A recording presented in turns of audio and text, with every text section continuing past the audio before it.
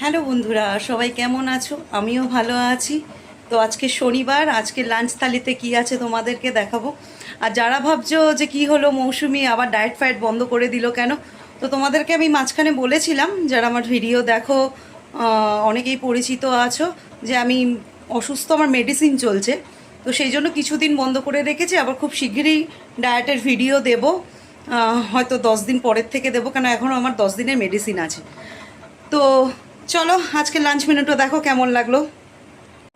এই যে এখানে আছে সাদা ভাত, এখানে আছে কুমড়োর ছক্কা, এখানে আছে পটল ভাজা, এখানে আছে ঝুরঝুরে আলু ভাজা, এখানে আছে মুগের ডাল, ঝিঙে আলু পোস্ত, আর আছে আমের আচার। তো এই হচ্ছে আজকে আমার স্যাটারডে মেনু। তো আজকের মেনুটা কেমন লাগলো বলো। আর ভিডিওটা ভালো লাগলে একটা লাইক করো, একটা কমেন্ট করো, একটা শেয়ার করো। আর সবাই খুব ভালো থেকো। Bye bye.